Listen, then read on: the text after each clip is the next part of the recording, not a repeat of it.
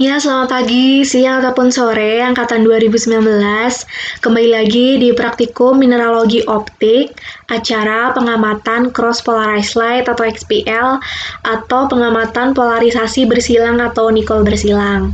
Nah, kali ini asisten acaranya ada Cecilia Jatuh, Dewi Sintia Rika, dan juga Kuni Solika. Nah, kebanyakan teman-teman sudah belajar ya mengenai polarisasi sejajar atau PPL. Nah, kemarin kalau misalnya teman-teman sudah paham, nah di sini awalnya kita punya sumber cahaya yang belum terpolarisasi atau dia masih merambat ke segala arah. Kemudian dia akan dipolarisasikan oleh polarizer atau polarisator. Kemudian dia akan melewati sayatan tipis kita dan langsung kita amati atau langsung masuk ke mata kita. Nah, itu adalah pada saat kita mengamati dengan mode PPL ya teman-teman. Nah, sedangkan kalau misalnya kita menggunakan mode XPL, nah itu awalnya sumber cahaya yang belum terpolarisasi itu, yang masih merambat ke segala arah, itu akan dipolarisasikan pertama kali oleh polarizer. Kemudian dia akan melewati sayatan tipis kita, kemudian dia akan dipolarisasikan kembali oleh analyzer atau analisator, baru kita amati. Nah, itu menggunakan mode XPL, teman-teman. Jadi ada 2 kali polarisasi pada mode XPL. Kalau misalnya di PPL hanya sekali aja. Nah, di sini juga ada mekanisme sinar masuk pada pengamatan polarisasi bersilang. Sama seperti tadi, kita punya sumber cahaya yang awalnya belum terpolarisasi, kemudian dia masuk ke polarizer atau polarisator, kemudian dia melewati sayatan tipis kita, kemudian dia melewati analyzer atau analisator, kemudian kita amatin.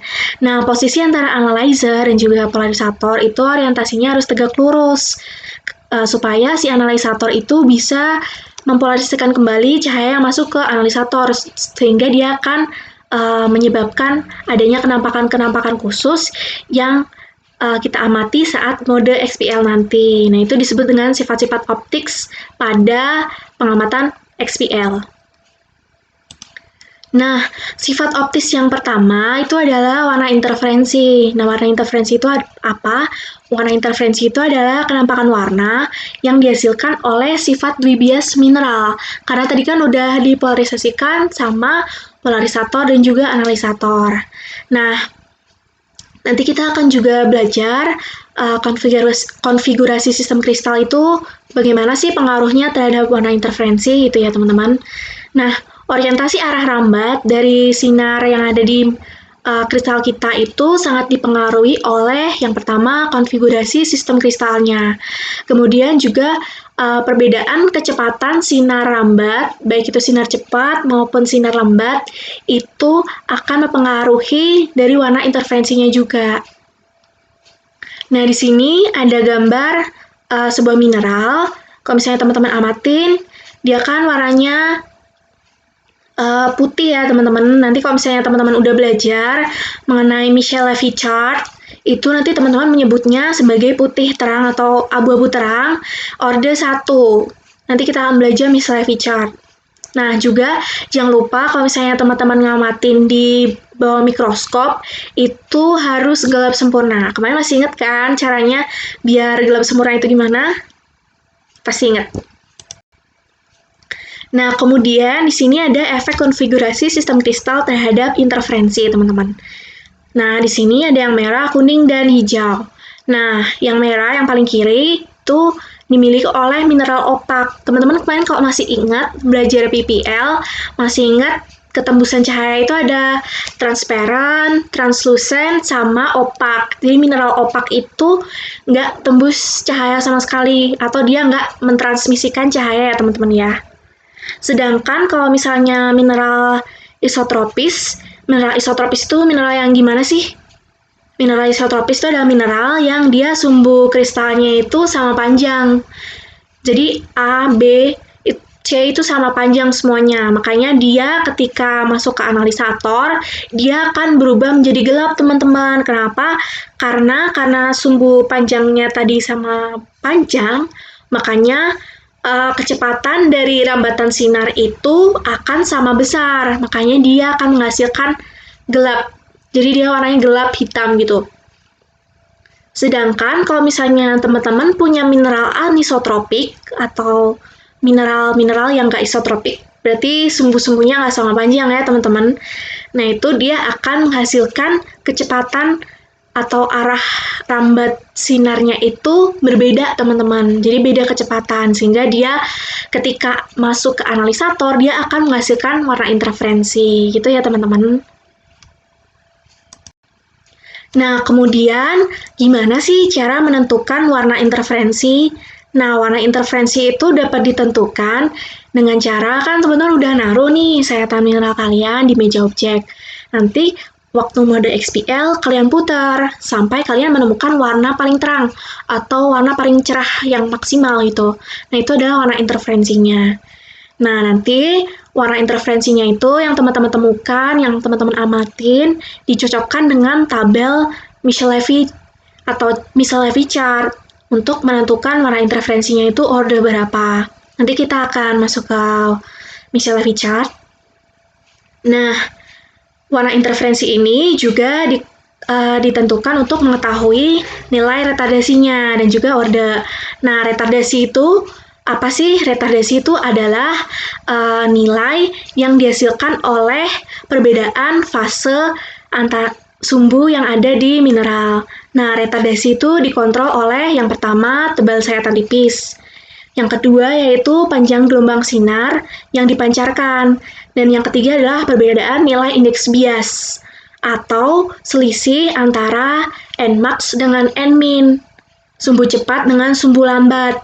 Nah, itu namanya birefringence. Nah, contohnya misal, kita punya mineral augite. Nah, dia punya Nmax 1724 dan Nmin 1700. Nah, makanya selisihnya adalah 0,024. Itu adalah nilai birefringence-nya. Mudah kan? Nah, kita masuk ke Michel-Levy color chart atau tabel Michel-Levy. Nah, di sini itu ada ketebalan mineralnya atau ketebalan sayatan tipis kita. Kemudian di sini juga ada birefringence-nya. Nah, di sini misalnya teman-teman punya kuarsa, teman-teman ya. Nah, kuarsa itu kan nilai birefringence-nya 0,009 ya. Nah, 0,9 ini yang ada garis-garis diagonalnya ini, itu kita tarik ke garis ketebalannya. Garis ketebalan itu yang horizontal teman-teman. Ini ada yang 10, 20, 30, 40, 50 mikrometer ya teman-teman. Nah, kalau misalnya sayatan tipis teman-teman itu 30 mikrometer, berarti antara sumbu atau antara garis yang horizontal pertemuannya dengan garis diagonal dari si birefringence kuarsa itu ketemunya di sini kan teman-teman. Nah, nanti warna interferensinya akan jadi warna putih atau abu-abu cerah, orde pertama atau orde 1. Nah, misalkan teman-teman itu tebal sayatan tipisnya itu terlalu tebal, misalnya 40 mikrometer ya teman-teman ya. Berarti dari garis diagonal 0,09 ditarik ke garis horizontal 40 mikrometer. Ketemunya di sini kan teman-teman. Nanti akan menghasilkan warna yang sedikit kuning oranye gitu ya teman-teman. Nah, itu bisa jadi indikasi bahwa kalau misalnya teman-teman lagi buat nih sayatan tipis mineral, ternyata teman-teman amatin di batuan teman-teman tuh ada kuarsanya. Terus kuarsanya itu ternyata kok warnanya masih kuning gitu ya. Nah, berarti itu masih terlalu tebal ya teman-teman ya. Berarti kalau misalnya teman-teman mau mengetahui apakah udah ideal nih, idealnya kan 30 mikrometer atau 0,03 mm ya teman-teman ya. Berarti warnanya harus putih atau abu-abu cerah, orde pertama, gitu.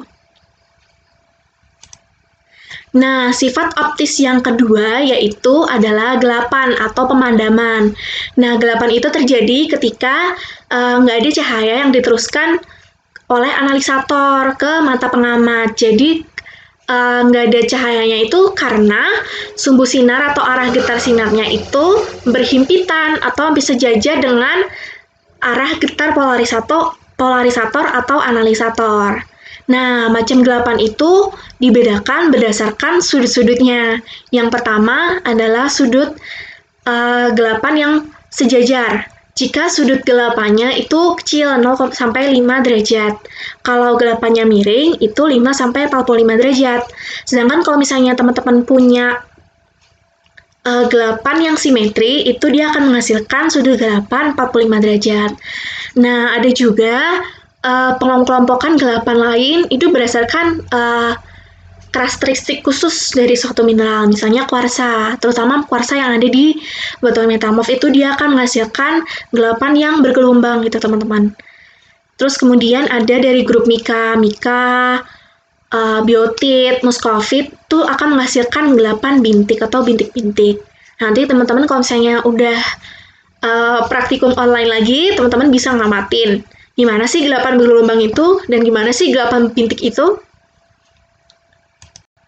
Nah, di sini sudut gelapan sama seperti tadi, kalau misalnya sudut atau arah getar dari sinar itu sejajar dengan arah getar dari polarisator dan analisator, dia akan menghasilkan gelap maksimal. Tapi kalau misalnya orientasinya tidak sejajar, makanya dia akan menghasilkan warna yang nggak gelap. Kalau misalnya dia tegak lurus, dia akan menghasilkan terang yang maksimal. Nah, makanya teman-teman kan untuk mengetahui posisinya, itu kan teman-teman memutar meja objek ya. Makanya di situ kalau misalnya teman-teman mutar meja objek, dia akan menghasilkan warna gelap, terang gitu teman-teman. Nah, gimana sih cara menentukan sudut gelapan? Nah, yang pertama kali dilakukan adalah teman-teman letakkan kristal di meja objek itu dengan arah belahan atau arah memanjang kristalnya itu sejajar dengan salah satu benang silang. Benang silang itu adalah benang silang yang ada di medan pandang itu loh teman-teman, yang bentuknya plus atau X gitu. Nah, terus teman-teman baca posisi derajat yang ada di meja objek. Misalnya, aku baca awalnya 30 derajat ya, teman-teman. Terus teman-teman putar meja objeknya sampai teman-teman menemukan warna yang paling gelap atau gelap maksimal. Terus teman-teman baca lagi posisi derajatnya di meja objek. Misalnya tadi kan 30. Nah, terus waktu gelap maksimal itu jadi 70. Berarti sudut gelapannya adalah selisih antara pembacaan akhir dan juga pembacaan awal. Berarti 70 minus 30. Berarti berapa? 40 derajat ya teman-teman ya. Berarti dia masuk ke gelapan miring. Ya, benar banget. Kemudian sifat optis yang lainnya yaitu adalah kembaran. Nah, kembaran itu adalah dibentuk karena awalnya ada pertumbuhan kristal yang dia itu tuh terdesak oleh kondisi tekanan dan juga temperatur yang sangat tinggi. Jadi dua atau lebih kristal itu saling intergrowth gitu pertumbuhannya, sehingga dia akan menghasilkan simetri intergrowth yang dinamakan sebagai kembaran. Nah, kembaran itu biasanya kita umum temukan ada di mineral plagioklas. Nah, plagioklas itu punya 3 macam kembaran teman-teman. Nah, teman-teman kalau misalnya lihat ada di sini, di gambar yang paling kiri, itu ada kayak kue lapis ya teman-teman, kayak lapis legit gitu, hitam putih. Nah, itu di sini itu namanya kembaran albite atau albite twins. Tuh. Jadi dia hitam putih saling bertumpuk banyak gitu ya teman-teman ya. Kalau misalnya di gambar yang paling kanan, itu ada kembaran Colesbet dan juga Colesbet albite. Kembaran Colesbet itu ketika satu mineral itu kayak dibagi dua gitu kan teman-teman. Paling mudahnya membayangkannya, terus yang satu lebih terang, putih, yang satu tuh lebih gelap, warna hitam. Nah, kemudian ketika kita punya kembaran Colesbet albite itu mix atau campuran antara kembaran albite dan juga kembaran Colesbet. Jadi teman-teman kan tadi di Colesbet kan ada yang hitam sama yang putih kan, yang hitam gede, yang putih juga gede. Nah, di dalam putih itu masih ada garis-garis tipis yang warnanya hitam. Sedangkan kalau misalnya yang di warnanya hitam itu masih ada garis-garis tipis yang warnanya putih. Jadi campuran kayak punyanya albite yang kiri dan juga sama campuran antara si Colesbet gitu ya teman-teman ya. Oh iya, sebelumnya untuk plagioklas itu juga ada secara sendiri untuk menentukan sudut gelapannya. Nah, nanti akan dipelajari lebih langsung di pertemuan plagioklas atau di acara plagioklas. Nah, kemudian sifat optis yang selanjutnya adalah tebal mineral, teman-teman. Nah, tebal mineral itu ditentukan oleh rumus yang tadi juga udah ada ya di depan. Nah, itu tebal mineralnya itu ditentukan oleh rumus delta sama dengan T N1 minus N2. Delta itu adalah retardasi, kemudian T adalah tebal mineral, N1 minus N2 atau selisih sumbu cepat dengan sumbu lambat, atau yang kita namakan dengan birefringence tadi. Nah, makanya tebal mineral adalah retardasi dibagi dengan birefringence. Gitu teman-teman. Nah, nilai retardasi itu didapat dari tabel Michellevi chart yang dikali dengan 10 pangkat minus 6. Nah, menentukan tebal mineral itu kita menggunakan bantuan keping aksesoris kuarsa. Jadi kalau misalnya teman-teman nanti mengamati tebal mineral, kalian masukkan keping kuarsa dulu, terus teman-teman cari warna interferensi pada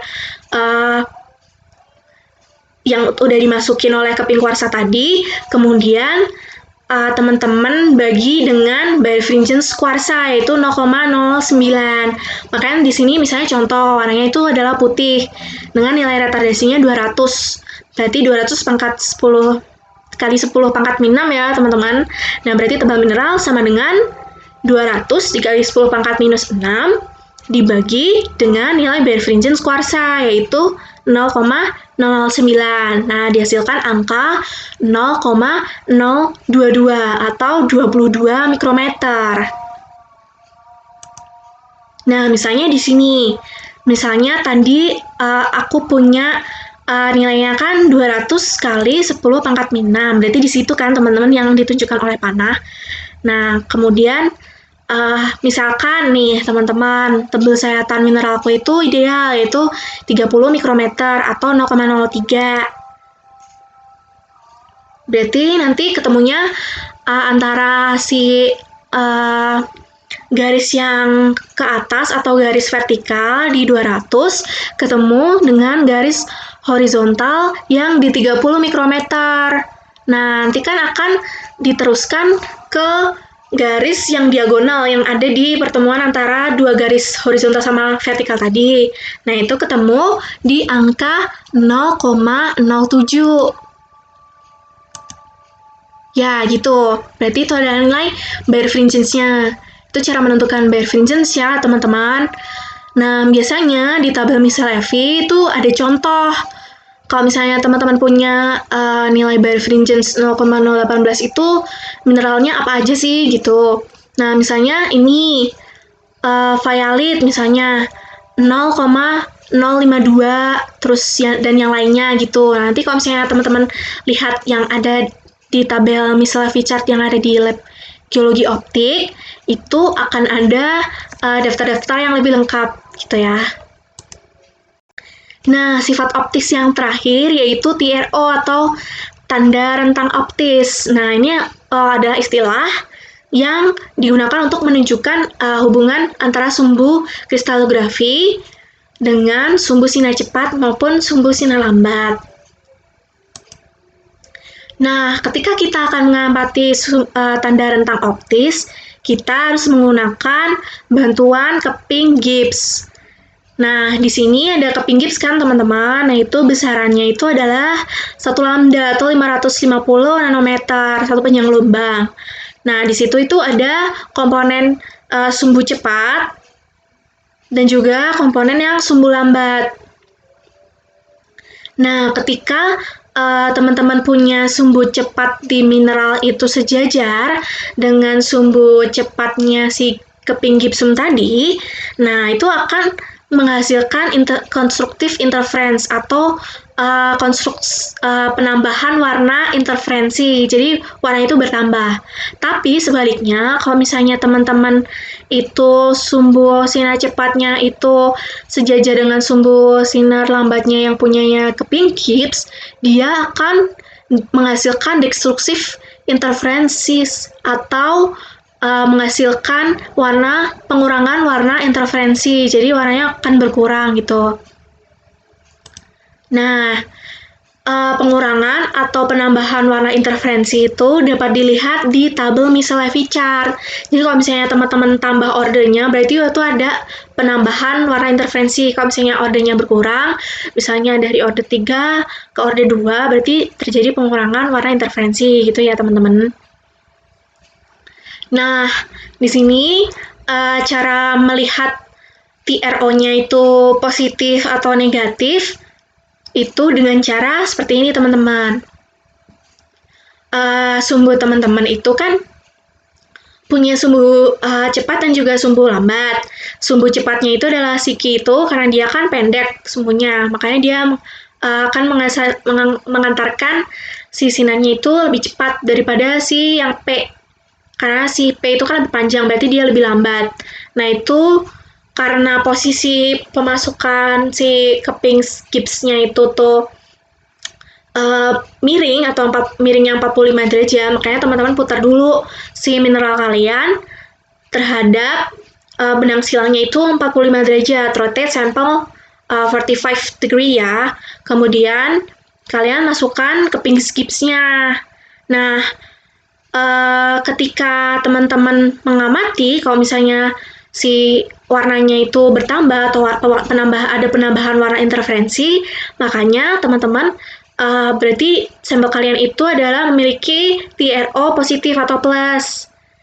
Sedangkan kalau misalnya teman-teman melihat keadaan sebaliknya ketika ada pengurangan warna interferensi, maka nilai dari TRO-nya adalah negatif atau minus gitu ya teman-teman. Berarti kalau misalnya minus, sumbu sinar cepat teman-teman itu sejajar dengan sumbu lambatnya si keping gips gitu ya.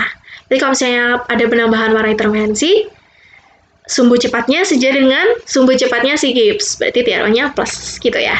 Diingat-ingat. Nah, kira-kira segitu penjelasan mengenai mode XPL. Kalau misalnya teman-teman ada pertanyaan atau misalnya kayak yang ini gimana sih, yang ini kok belum dijelasin, nanti langsung ditanyain di grup WhatsApp praktikum mineralogi optik ya. Nah, sekarang selamat praktikum, jaga kesehatan, jangan keluyuran. Dadah!